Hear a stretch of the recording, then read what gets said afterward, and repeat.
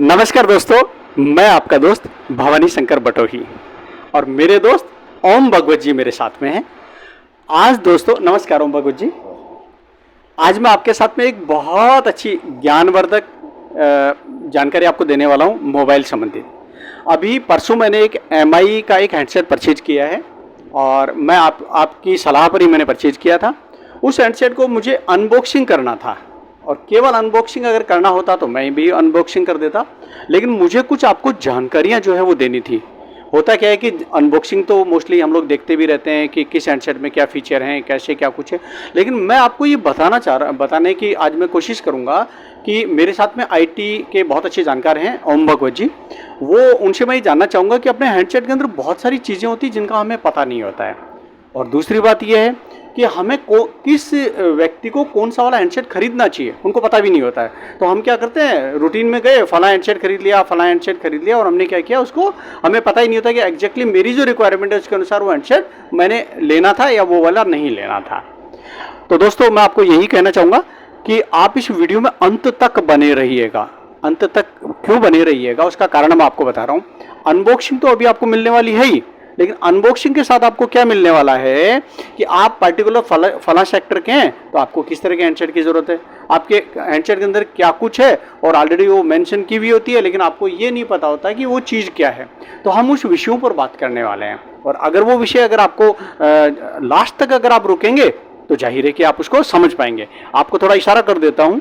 मोटा मोटी हम लोग रैम में समझते हैं, GB में हम लोग समझते हैं, वर्चुअल रैम, ठीक है, उस पर हम लोग बात करेंगे, बैटरी पर हम लोग बात करेंगे, प्रोसेसर की जो साइज़ होती है उस पर हम लोग बात करेंगे, मोबाइल में गेम जो होता है उसके ऊपर हम बात करेंगे, 4G 5G पर थोड़ा बातचीत करेंगे, कैमरा जो है जिसके लिए हम लोग अभी कैमरे पर बात कर रहे हैं उस पर हम लोग बात करेंगे, एक वो वाईफाई आता है उस पर भी हम लोग बात करेंगे, ठीक है, वो क्या चीज़ होती है, और एक रिजोल्यूशन जो आप जानते हैं समझते हैं, लेकिन उस पर हम लोग बात करेंगे। तो बस इस वीडियो में अंत तक बने रहिएगा और मैं कहता हूं जब भी कभी आप हैंडसेट खरीदें तो इस वीडियो को दोबारा आप देख लीजिएगा और अपने दोस्तों को शेयर कीजिएगा। जब भी कभी कोई सोचे कि मुझे कोई हैंडसेट खरीदना है, किस तरह का हैंडसेट मेरे लिए सूटेबल है, तो आप क्या कीजिए, भवानी शंकर बटोही जी का ये वाला जो वीडियो है इसको आप शेयर कर दीजिएगा। तो मैं अभी जो ओम भगवत जी है, अभी इस वीडियो को हम लोग क्या एक दूसरे तरीके से बनाते हुए बिल्कुल नियर बाई से हम लोग क्या कर रहे हैं, पहले आपको मैं अनबॉक्सिंग करूंगा। दोस्तों परसों एक रिटेल एक बहुत अच्छे काउंटर से हमने जो है MI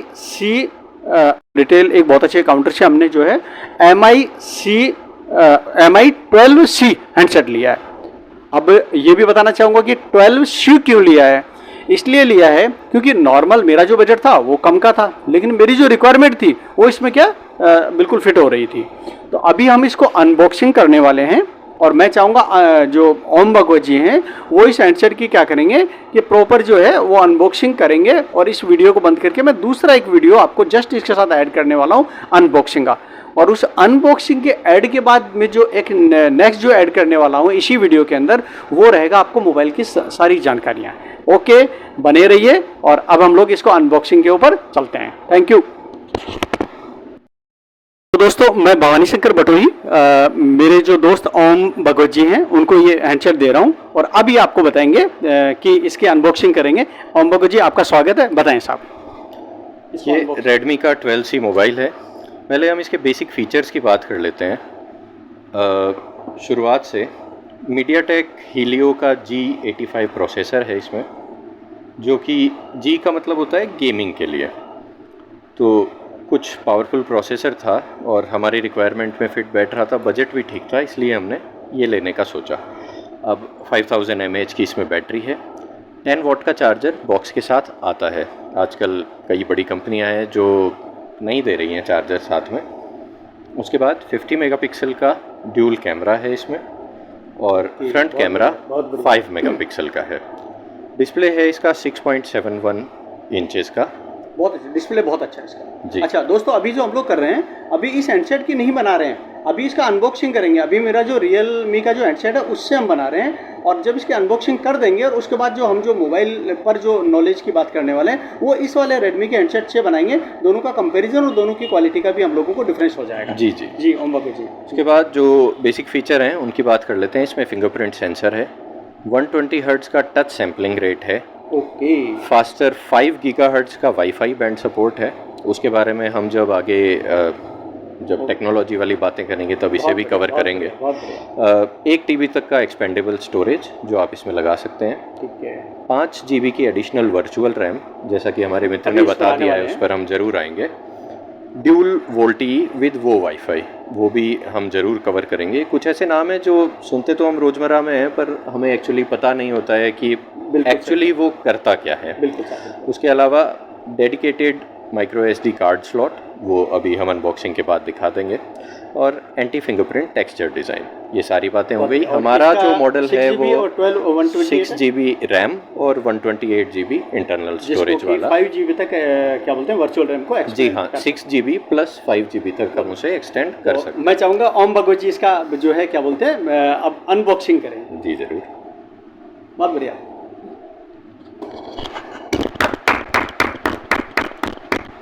बहुत बढ़िया ओम भगवत जी।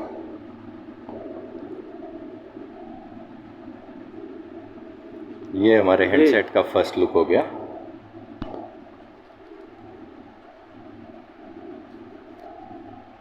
कलर ब्लैक कलर का है ना? जी। इसमें 3-4 कलर आता है मेरे ख्याल से, है ना?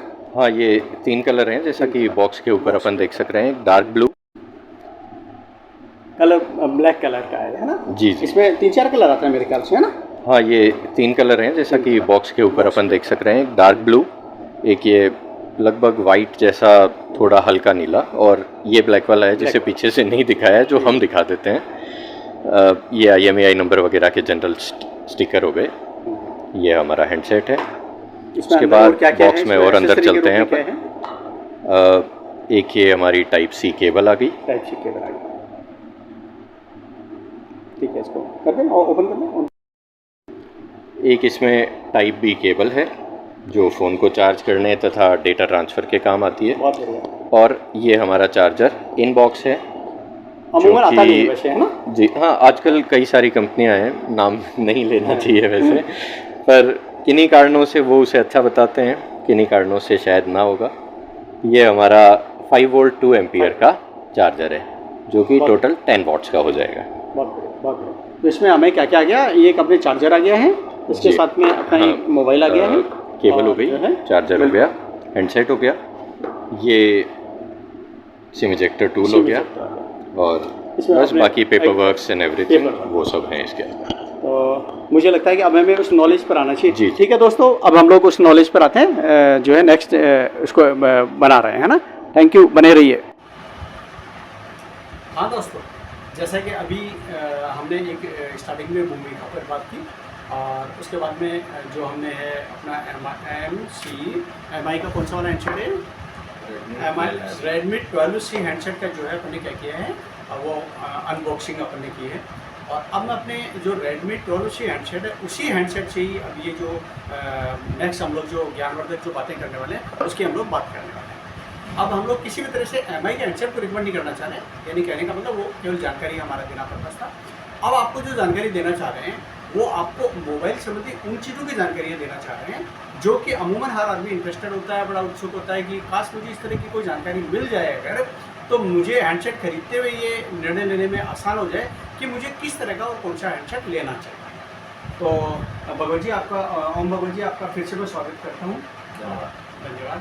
और जो है क्या बोलते हैं, अब मैं आपसे कुछ चीज़ें एक एक करके मैं आपसे जैसे जैसे बोलता हूँ वैसे आप थोड़ा बताते जाएं। अब हम लोग पर्टिकुलर किसी हैंडसेट की बात नहीं कर रहे हैं, अब हम लोग जो हैंडसेट की जो रिक्वायरमेंट जो होती है उन पर बात करने वाले हैं। अब इसको मैं चाहूँगा ओम भगवत जी ये बताएं कि मोबाइल में रैम और इंटरनल स्टोरेज अमूमन आइडिया होता है, लेकिन आप थोड़ा सा उसको ब्रीफ कर दें कि रैम का क्या एक अपने आप में महत्व होता है और इंटरनल स्टोरेज का क्या महत्व होता है, थोड़ा बताएं। देखिए, रैम का सीधा सीधा मतलब नॉर्मल भाषा में हम यूज़ करें तो फ़ोन की कितनी स्पीड होगी, वो जितनी ज़्यादा रैम उतनी ज़्यादा स्पीड। तो 2 GB रैम होगी, रिलेटिवली धीरे चलेगा, 4 GB उससे तेज, 6 GB उससे तेज। उससे आगे प्रोसेसर के ऊपर भी ये डिपेंड करता है कि वो कितना तेज़ी से प्रोसेस कर पा रहा है डेटा को। तो रैम पे डिपेंड रहेगा ये। मान लीजिए 4 GB के रैम है तो प्रोसेसर उसी से लिंकअप रहेगा। जी, मान लीजिए सेम प्रोसेसर वाला फ़ोन, एक 4 GB का मॉडल और एक 6 GB का मॉडल है, तो 6 GB वाला रैम वाला मॉडल उससे फास्ट होगा, क्योंकि रैम डेटा को स्टोरेज से प्रोसेसर के पास ले जाने का काम करती है। तो गेटवे जितना फास्ट होगा, 2 GB 4 GB उससे तेज, 6 GB उससे तेज। तो रैम का जनरल काम यही है, फ़ोन की स्पीड उससे डिटरमिन होती है, ज़्यादा रैम तेज मोबाइल। आप जैसे मान लीजिए रूटीन में, आज के समय में जो लोग रूटीन में काम में लेते हैं, उनके लिए आप कितनी GB रैम रिकमेंड करना चाहेंगे? 3 GB, 4, 5 या 6? देखिए, वैसे 4 GB तक का रैम का मोबाइल मेरे हिसाब से सही रहता है, वो किसी भी यूज़ में आ रहा हो, चाहे बिजनेस पर्सन हो, घर बैठने वाली गृहिणी हो, क्योंकि आजकल ऐप्स इतनी हैवी हो गई हैं कि आप 2 GB मोबाइल वाले में 3 से 4 ऐप खोलेंगे तो वो ब्लॉक हो जाएगी, भर जाएगी रैम। तो आप ये कहना चाहें 4 GB इन जनरल हर व्यक्ति के लिए सही है। इन जनरल अगर 4 GB का अगर रैम अगर का हैंडसेट ले लेते हैं, कोई भी हैंडसेट जिसमें 4 GB रैम है, तो वो एक मोटामोटी रूप से अच्छा है। कई बार हमारे ये होता है, पिताजी बूढ़े हैं या वाइफ घर पे ही रहेगी, 2 GB वाला मोबाइल ठीक है, पर उसमें प्रॉब्लम्स होती हैं। 4 GB बेसिक है, हैवी यूज़र का भी लगभग काम निकल जाता है, लाइट यूज़र के लिए परफेक्ट है। हम लोग एक हैवी यूजर के लिए थोड़ा सा काम चल जाएगा, और उसके लिए क्या रहेगा अपना परफेक्ट हो जाएगा, सॉल्व रहेगा। एक इंटरनल स्टोरेज की हम लोग बात करते हैं। इंटरनल स्टोरेज के अंदर, इंटरनल स्टोरेज में क्या है कि अमूमन ये होता है कि बहुत सारी ऐप्स भी उसमें आती है, आपको हाँ, जैसे कि आप मुझे बता रहे थे, है ना? तो होता क्या है कि इतने GB का हमने मान लीजिए 64 GB या 128 GB की अगर हमने वो ले लिया है, तो उसमें मोटामोटी थोड़ा ये आइडिया देते हुए कि उसमें ऑन एंड एवरेज कितने GB का इंटरनल स्टोरेज का लेना चाहिए, और उसमें मान लीजिए 128 या 64 है, उसमें करीब करीब ऐप जो है वो कितना कंज्यूम ऑलरेडी कर चुकी होती है, वो थोड़ा बताएं आप। इंटरनल स्टोरेज का ये है कि रैम का तो सिर्फ डेटा इधर से उधर ले जाने का ही काम है, वो कुछ स्टोर नहीं करती है। जो भी आपने फ़ोटो खींचा, वीडियो बनाया या ऐप इंस्टॉल किए, आपको व्हाट्सएप पे किसी ने कुछ भेज दिया, वो सारा डेटा आपका इंटरनल स्टोरेज में जाता है।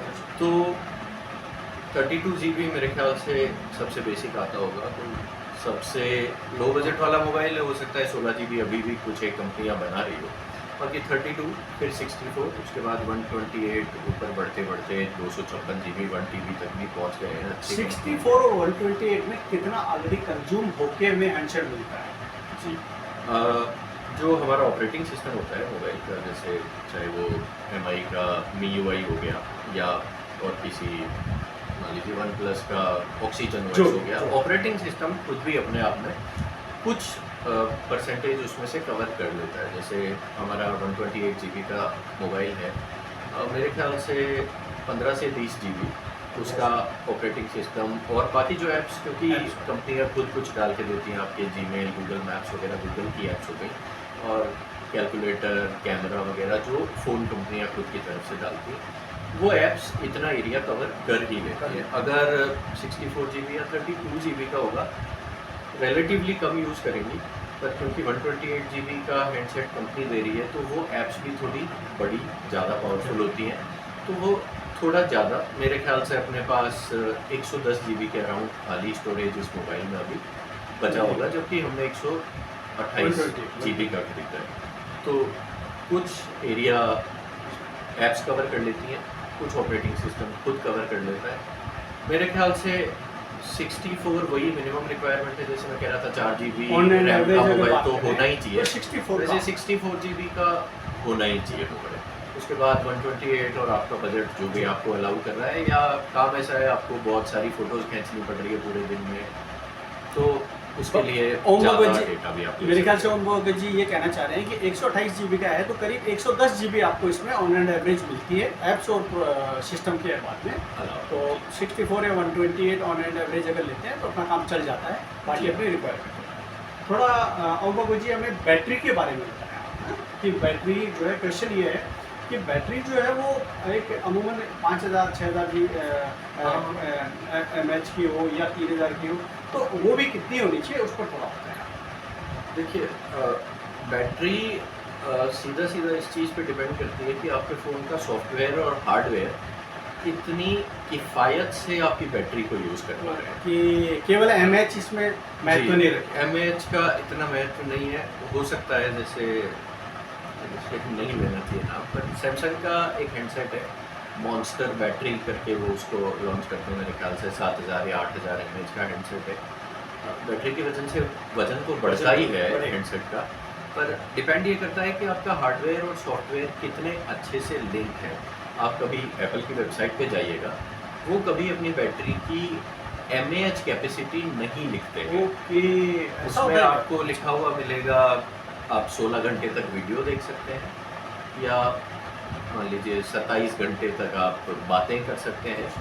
तो वो अपनी रेटिंग कभी नहीं बताते। हालांकि जो कई अनबॉक्सिंग करने वाले या ऐसे टेक एप्स चैनल्स हैं यूट्यूब पे जिन्होंने खोल के दिखाई है, मेरे ख्याल से 3000 कुछ mAh की बैटरी हाँ, हम लोग उस पर उनके नहीं जनरल जाएंगे। एक आईफोन में सही होती कह है, रहे हैं। पर क्योंकि उनका सॉफ्टवेयर और हार्डवेयर का इतने अच्छे से कनेक्शन है कि वो कम से कम कम से बैटरी यूज भी करके काम भी कर आपको जाता है। ज़्यादा टाइम दे देता आप ये कहना चाह रहे हैं, जो मैं समझ पा रहा हूँ, कि एमएच जो बैटरी है वो डिपेंड करता है सिस्टम के ऊपर। अगर किसी कंपनी या हम लोग जाहिर है कि किसी कंपनी की तो बात करने बैठे ही नहीं है, तो उस कंपनी का सिस्टम किस तरीके का है, हो सकता है कम एमएच की बैटरी भी आपको अच्छा ज़्यादा time, परफॉर्मेंस जी। दे और ज़्यादा वाली भी कम दे।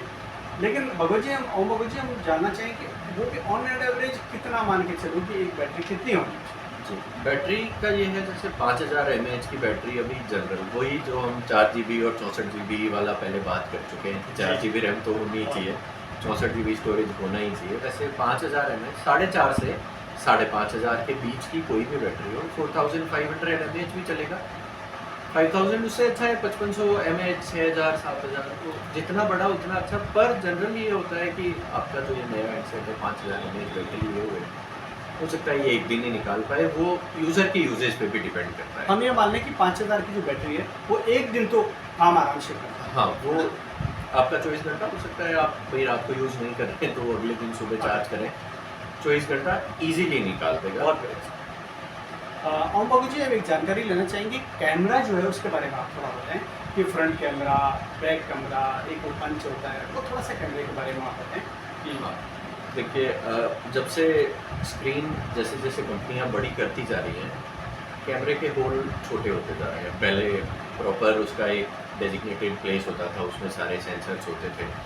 अब 3-4 तरह के कैमरे आने लगे हैं। जैसा एक हो गया टीयर ड्रॉप या वाटर ड्रॉप कैमरा, वो होता है जो मोबाइल की स्क्रीन के बीचों बीच, जैसे अभी हम हमारे हैंडसेट में दिखा देते हैं, ये वाला जो कैमरा है स्क्रीन के बीच में, ये जो जगह इसकी दी हुई है, इसे बोलेंगे टीयर ड्रॉप या वाटर ड्रॉप कैमरा। मतलब पानी की ड्रॉप की जो शेप है वो वाली इन्होंने कवर की हुई है। कुछ हैंडसेट्स आते हैं उसमें कोने में एक होल करके फिर उसमें कैमरा लगा दिया जाता है, उसे कहते हैं punch hole camera. Okay, screen कई में जगह हम लोग- छेद करके लगाया गया कैमरा, पंच होल कैमरा। तो ये सब टर्मिनोलॉजी है, हर कंपनी अलग यूज़ करती है। हो सकता है जो हमारे कंपनी में अभी मैंने यू शेप वाला दिखाया, वन प्लस उसका कुछ अलग नाम ले, रियलमी या वीवो अलग नाम लें, MI अलग नाम लें, पर जनरली वही होता है कि कैमरे का प्लेसमेंट कहाँ है उसके लिए एक खूबसूरत सा नाम दे दिया जाता है ताकि कस्टमर्स को अट्रैक्ट किया जा सके। होता वो कितने? कैमरा ही है। कितने मतलब कैमरे की जो साइज हाँ, है फिर कितनी आती होती है मेगापिक्सल्स पे बात। भाई कैमरे इसके नाम हो गए, फिर मेगापिक्सल। आजकल मोटे मोटे नाम आ गए। हमारे मोबाइल में भी 50 मेगापिक्सल का कैमरा है, या 48 होता है, 64 होता है। ये एक नई टेक्नोलॉजी है जिसे कहते हैं पिक्सल बाइंडिंग टेक्नोलॉजी।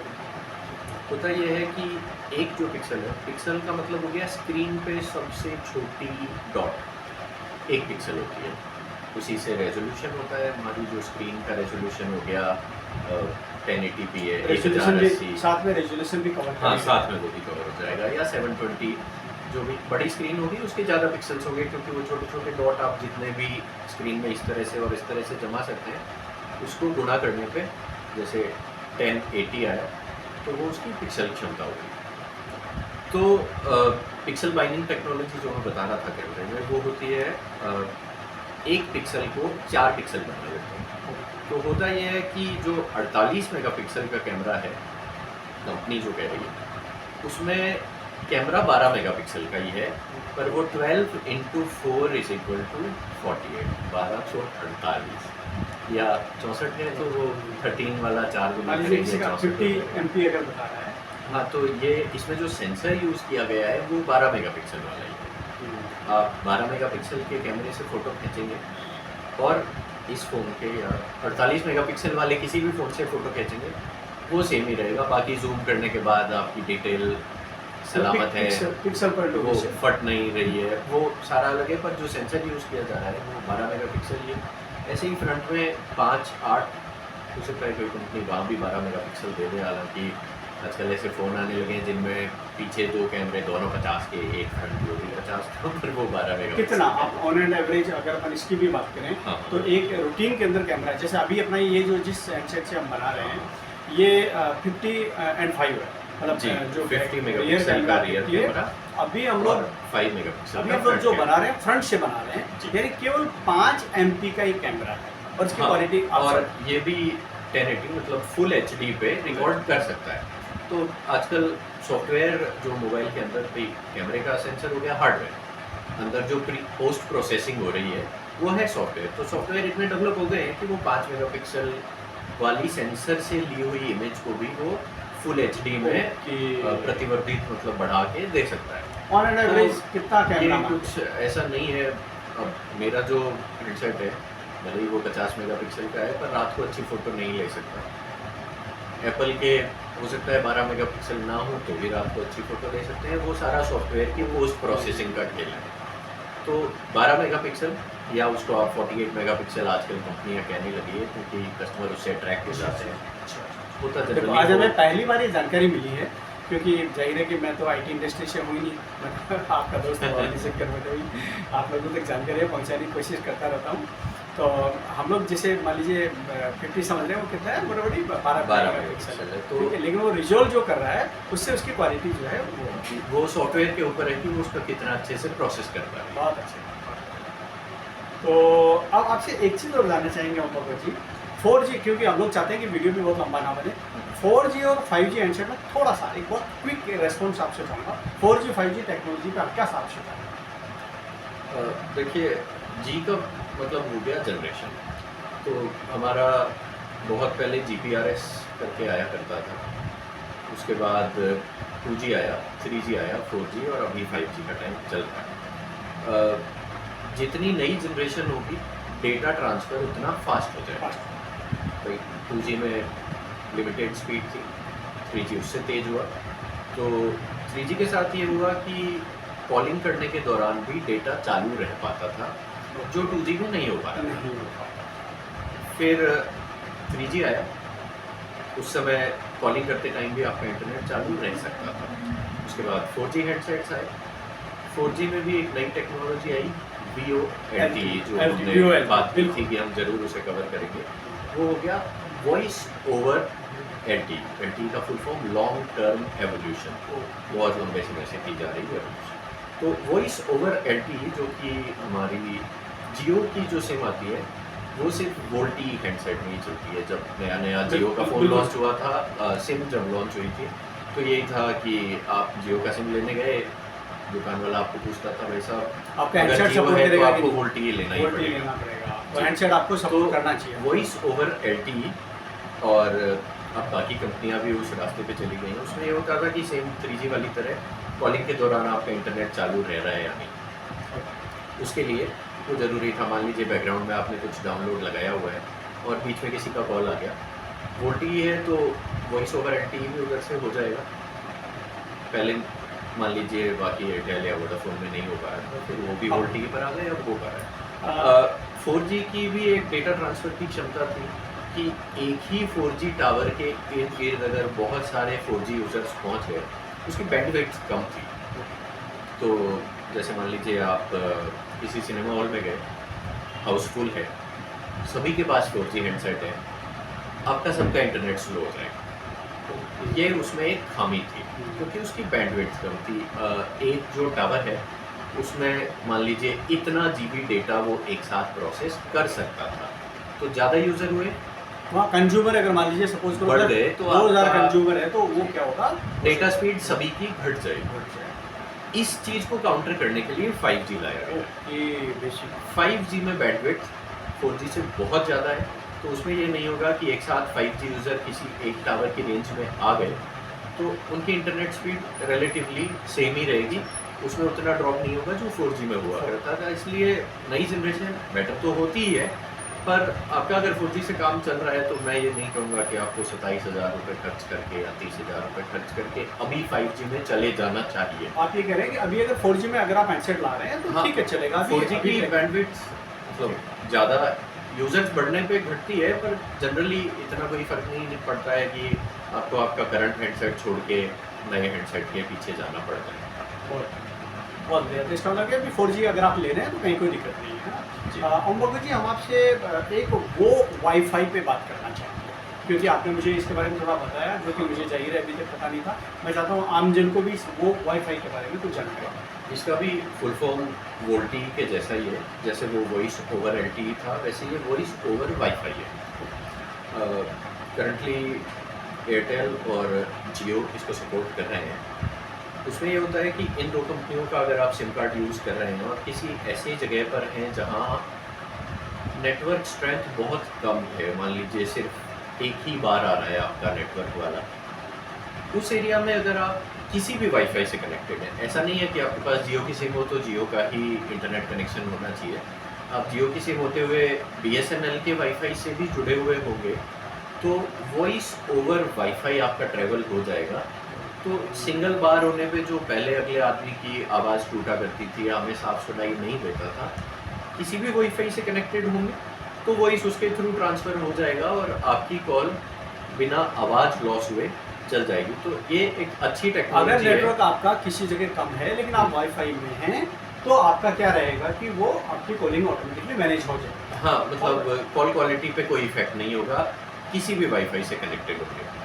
इसका मतलब ये हो गया कि जब भी आप हैंडसेट खरीदने जाएं तो आप ये देखिए वो वाईफाई इसमें है या नहीं। जी, या फिर आप ये कर सकते हैं एयरटेल या जियो की वेबसाइट पे जाएं और वहाँ सपोर्टेड डिवाइसेस की लिस्ट है उन वेबसाइट्स पे जिनमें उनकी सिम वीओ वाईफाई सपोर्ट कर रही है। बहुत अच्छा, तो बहुत अच्छा। अगर आप नया ले रहे हैं और आपके बजट में हो तो आप वो हैंडसेट चूज करें तो बेटर रहेगा।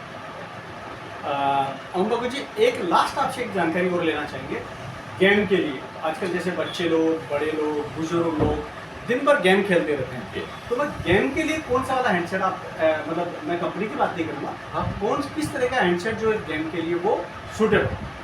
देखिए, हैंडसेट की बात ऐसी है कि ये प्रोसेसर का है सारा करने वाला, कि कंपनी से कोई मतलब नहीं है। सेम प्रोसेसर अलग अलग कंपनियां भी यूज़ कर रही हैं, जैसे स्नैपड्रैगन हो गया, मीडियाटेक हो गया, सैमसंग एक्जिनोस करके खुद से बनाने लग गया, एप्पल भी खुद की चिप खुद डेवलप करता है।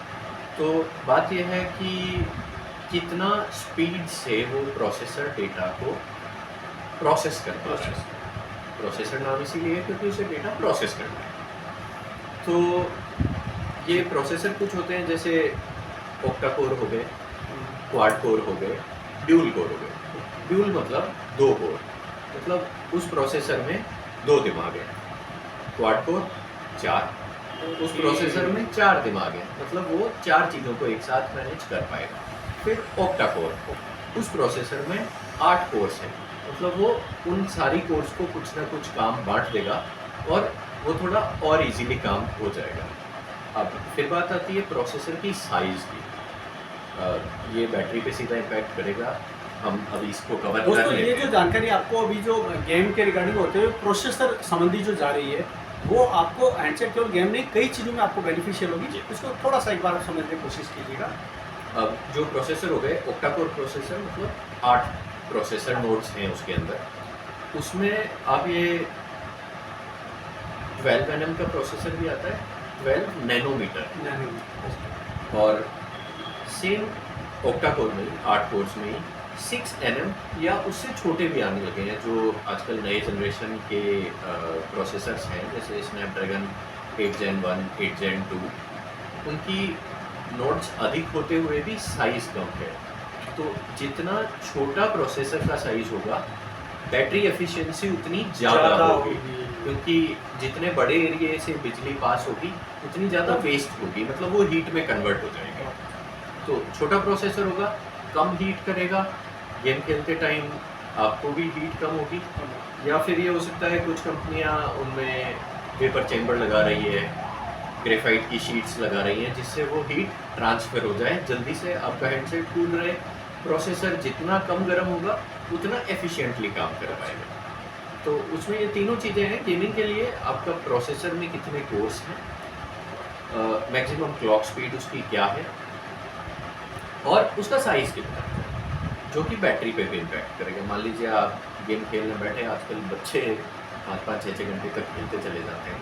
तो अगर बड़ा साइज़ है प्रोसेसर का तो हो सकता है जल्दी से उन्हें चार्जर की ज़रूरत पड़ जाए। पर्सनल रिकमेंडेशन से मैं ये कहना चाहूँगा कि चार्जिंग करते टाइम आपको आपका फ़ोन यूज़ नहीं करना चाहिए, ओके। क्योंकि जिस स्पीड से इलेक्ट्रिसिटी सप्लाई उसको हो रही है, आप अगर बंद करके रख देंगे तो पूरा 10 वॉट पावर उसके अंदर ही जा रहा है। अगर आप साइमल्टेनियसली यूज़ करते जा रहे हैं तो पावर तो 10 वॉट ही आ रहा है।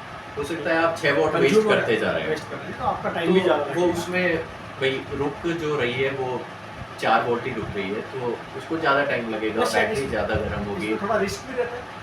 हाँ, वो यही सब होता है। अगर अच्छी क्वालिटी की बैटरी यूज़ नहीं की गई है, तो आजकल तो सरकार ने काफ़ी कर दिया है, अच्छे मोबाइल होने चाहिए वगैरह। चार्जर्स पे भी रेटिंग आने लगी है, BIS.gov करके।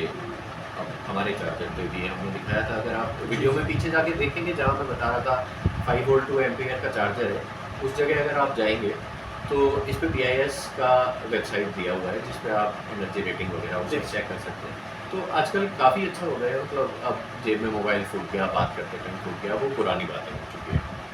अब उन्नत हो गई, इसकी भी जनरेशन है। बहुत अब बढ़िया। बैटरीज की जनरेशन अच्छी हो गई है। बहुत बहुत बढ़िया साहब, ओम भगवत जी साहब, आपसे बहुत अच्छी जानकारी मिली। और अब दोस्तों मैं थोड़ा इसको समराइज कर देता हूँ। जब भी आप हैंडसेट खरीदें तो 5-7 चीज़ें आप नोट कर लें, इस वीडियो को रिप्ले करके उसको लिख लें पास में, कि आप जो हैंडसेट खरीद रहे हैं उसके रैम कितनी है, तो आप अपने अनुसार उसके रैम ज़रूर देखें। और उसके अंदर इंटरनल स्टोरेज कितनी है, तो आप देखेंगे मुझे इंटरनल स्टोरेज कितनी ज़रूरत पड़ रही है। एक वर्चुअल रैम के ऊपर हम लोग अभी हमारा सब्जेक्ट छूट गया है। मान लीजिए किसी हैंडसेट में 4 GB की वर्चुअल रैम है, तो मैं चूँकि मैंने ओम भगवत जी जानकारी ले लिए, तो मैं ही कन्वे कर देता हूँ। वर्चुअल रैम क्या करती है कि आपके जो रैम है उसको बढ़ा देता है।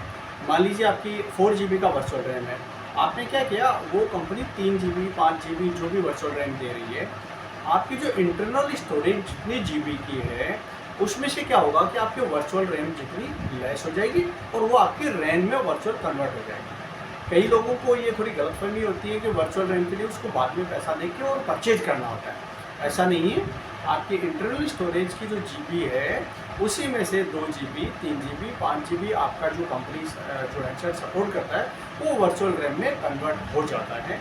उसका बेनिफिट ये है कि आपको रैम जो है वो फास्ट हो जाती है। हाँ, वो मोबाइल की स्पीड पे डिपेंड करेगा। डिपेंड से बहुत है। तो आप जब भी हैंडसेट खरीदें तो रैम के लिए बात करें, इंटरनल स्टोरेज के लिए बात करें, वर्चुअल रैम जरूर पूछें आप, है ना। कई बार होता है आपको इंटरनल स्टोरेज की ज़रूरत नहीं है लेकिन आपको रैम की ज़रूरत पड़ रही है ना, तो इन वर्चुअल रैम को आप ज़रूर देखें। बैटरी में आप देखें कि जो है उस कंपनी का प्रोसेसर किस तरह का है, उसका थोड़ा कंपनी आप जो भी शॉपकीपर वगैरह उसको आप उनसे बात करें, या फिर हो सके तो आप इसको थोड़ा स्टडी कर लें। तो आपका जो प्रोसेसर है वो आपकी बैटरी को इफेक्ट भी करता है। MAH का तो जाहिर है फ़र्क पड़ता ही, वो भी ऑक्टा कोर है या ड्यूल कोर है, उस पर भी आप ज़रूर बात करें। आप गेम खेलते हैं तो वही आपका प्रोसेसर वगैरह से जुड़ा हुआ चीज़ है। अगर आप प्रोसेसर और क्या बोलते हैं बैटरी की बात करते हैं तो गेम आपके समझ में आ जाएगा। 4G 5G की बात करते हैं तो समराइज ये है कि अभी 4G 5G दोनों बहुत अच्छे हैं, और अगर आपका बहुत अच्छा बजट है तो 5G में जा सकते हैं, नहीं 4GB में भी आप रह सकते हैं। कैमरे की बात करते हैं तो जब भी हैंडसेट खरीदें तो कैमरे की आप ज़रूर बात करें कि आपका रियर कैमरा कितना है, फ्रंट कैमरा कितना है, तो वो ज़रूर आप बात करें। वो वाईफाई जिसके अभी ओम भगवत जी ने हमें बताया उसकी ज़रूर बात करें, जो कि आपके अगर नेटवर्क प्रॉब्लम वगैरह आ रही है और किसी दूसरी का अगर आपने वाईफाई ले रखा है तो वो ऑटोमेटिकली आपकी कॉल को अच्छा बना देगा।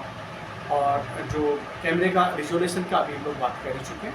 मुझे लगता है कि अगर आप ये 5-7 चीज़ों को नोट कर लें जब भी हैंडसेट खरीदने जाएँ, तो आपको अपनी रिक्वायरमेंट किस तरह की है उसके अनुसार आप क्या कर सकते हैं कि आप इसको हैंडसेट आपको सेलेक्ट करने में आपको बहुत अच्छा आपको हेल्प हो जाएगी।